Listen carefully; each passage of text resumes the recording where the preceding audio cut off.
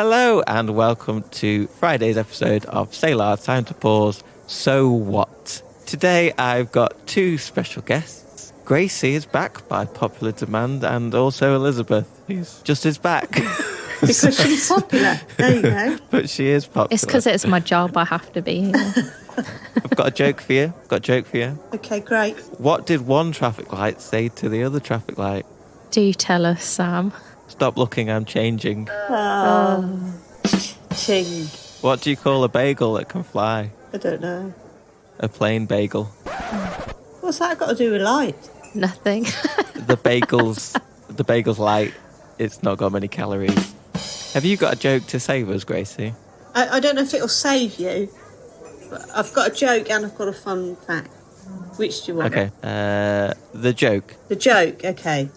How many dance teachers, depending where you're from in the country, how many dance teachers does it take to change a light bulb? Don't know. 5, 6, 7, 8. Oh, very good. I will stop and breathe in your presence.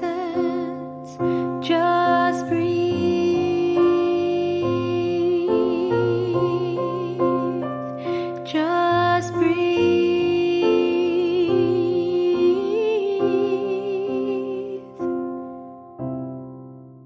Do you want to introduce us to Monday, Elizabeth? Monday's episode was Ian talking about living in the light. And, is this why you did a plane joke? Because he was talking about planes. Oh, there you go. Yeah, nice one, Elizabeth.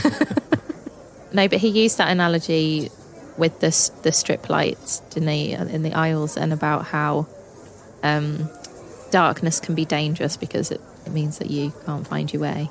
But that light helps us to see things that were there all along that the darkness hides. Aye, it does. I was thinking about the light thing in the darkness, because actually I've got this T-shirt that only lights up in the darkness. All right. Oh, that's cool. It only works, it only illuminates when there's darkness. And it shines brightest when it's dark, which is a bit back to front, isn't it? What does it say? It says born to shine. Oh, nice. It's a running top. Okay. But yeah, it's clearest when there is darkness. And I was thinking about the plane thing. Mm. And didn't Ian mention about how the lights are quite small, aren't they? Yeah, he said you don't always know that it's there. Yeah. But Because you can't see them when it's the lights on, can you? It's only when the lights go off. And I was thinking about that actually, like in life, there's no escaping darkness. Because it happens, doesn't it? Whether it's physically or spiritually or in a situation. But the brilliant thing is that we're armed with this light. We know the light that can kind of brighten up even in the darkest of places. yeah. So there's also that other thing. Like we talk about sometimes being in the shadows. But we don't want to be in a shadow or under the shadow of darkness. But actually, there's some hope there because you can only get a shadow if there is light present. Mm-hmm. So, yeah, it's almost like you can't shut light up, can you? You can't stop it from happening. Yeah. Very powerful. Yeah. And I like how Ian linked that to when we do something right, then the light shines. When we follow what God's teaching us, then the light shines. And when we help or love other people, then the light shines. So it's like the way to get rid of the darkness is just by shining the light and doing something kind for someone else and just showing love. And the other thing, I don't know if it was in the scripture, where it said that Jesus is the light. It's not what he does. He is the light.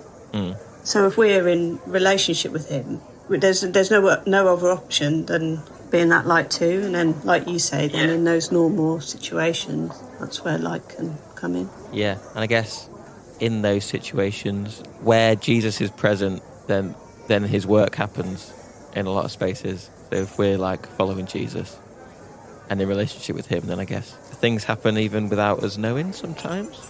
Mm. And then when we do know, things really happen, I guess. Yeah, good. That ties in a bit with what you were talking about on Tuesday with your song and about Jesus being at work, God being at work, like through all things, and how we live our lives can show Jesus to others when we're reflecting his character.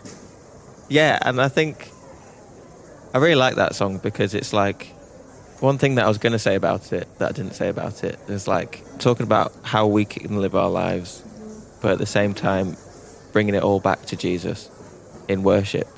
Like through worshipping him, we're honouring him, and like worship isn't just singing all the time. Worship is like showing good deeds to other people and doing things in his name. And he is such a powerful and mighty God that if we as humans didn't worship, then like the rocks would cry out, as it says in the Bible, because he's that mighty.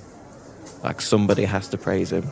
Like that's why the rocks would cry out. And it's just mad to think about, really, isn't it? It's a challenge as well, isn't it? I always think, like with worship, if we've had an encounter with God, it's hard not to come away changed, and then that in turn then should spur us on to then go out and interact with others. I was just thinking that, like you said, worship, it's not just, well, hopefully we all know that it's not just about singing songs, but it's about changing your life, and then you then go into change the lives of others. That's not an arrogant thing, but just, do you know what I mean? I know what you're saying, Gracie. I think like you feel like when you have a real encounter, you feel compelled to change, and I think that kind of moves your heart. And there's another thing that you were saying on Tuesday, Sam, about like knowing what God places value in, and then I think when we are kind of in worship or spending time with him, like those values become important to us and what we value. And then I think, I don't know if you were about to say this, Gracie, but on Thursday when Ian was talking about holiness and how holiness is not this thing to beat ourselves over the head with, but it's like, it's a really practical thing, and it's a sort of rolling your sleeves up and getting stuck in and being prepared for action and kind of getting out there and just being Jesus to people, which we feel compelled to do when we get a real glimpse of who he is. That's what I wanted to say, Sam. Yes, thank you. Very well said, Yes. Gracie. Yeah. No, that's it. You got it, Elizabeth. Thank you for saving me. When you started talking about holiness, I got a real... Whenever I think of like holy or being holy, I've got images of monks and nuns and it being very kind of...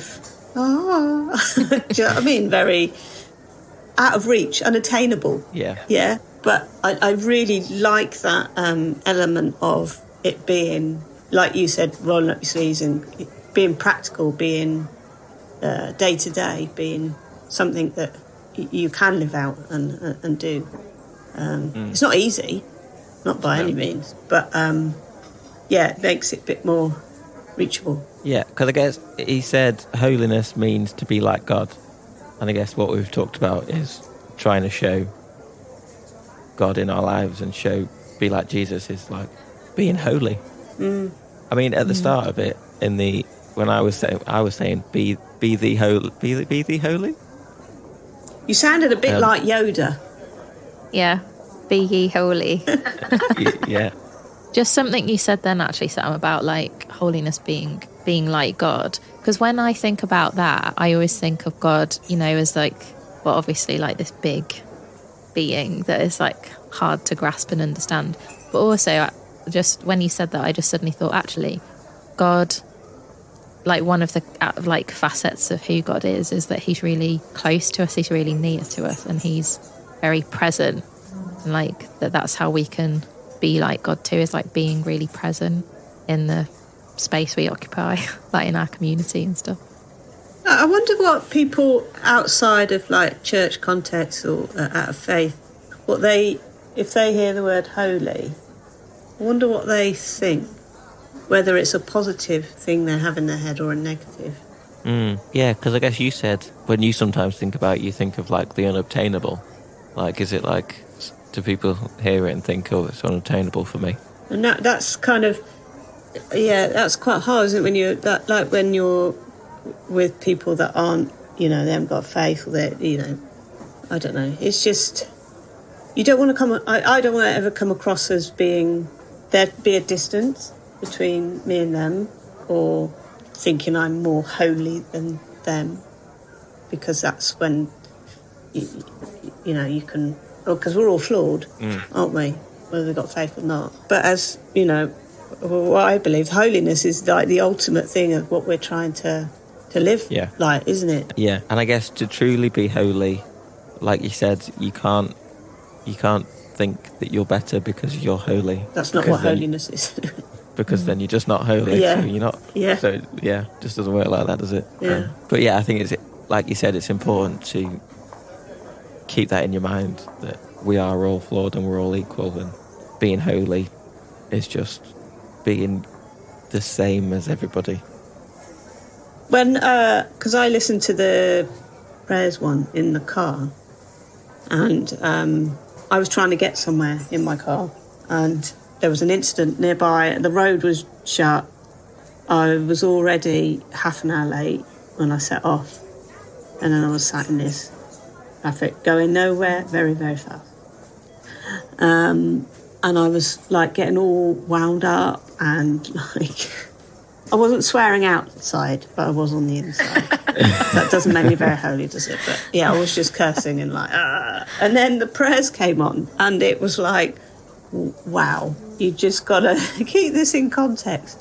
Because, you know, when you were praying about, I just thought, yeah, the situation in Turkey, Syria, and I'm moaning and getting frustrated because I'm stuck in traffic because it's a little bit inconvenient for me. And, you know, it's not going to plan. And it really challenged me. It made me stop and go, oh, okay, let's get some perspective here. And then I spent the time praying. And that's not to say that I'm holy. It kind of, as I was stopped in my car, I was also stopped in my tracks, right, in terms of, right, come on, get on, pray. So, yeah. Yeah, no, I think I'd agree with that when I listen to it. It's like, what's really important at the moment. So to end this episode, I believe you've got a song for us, Gracie, that carries on a similar theme, that we can continue kind of praying for those things and bringing those things before God, the things that are actually important, and calming our minds from the troubles that we're going through as well, to try and focus on other people. What's the song, Gracie? It's For the One by Bethel. For the one who needs prayer. Let me be filled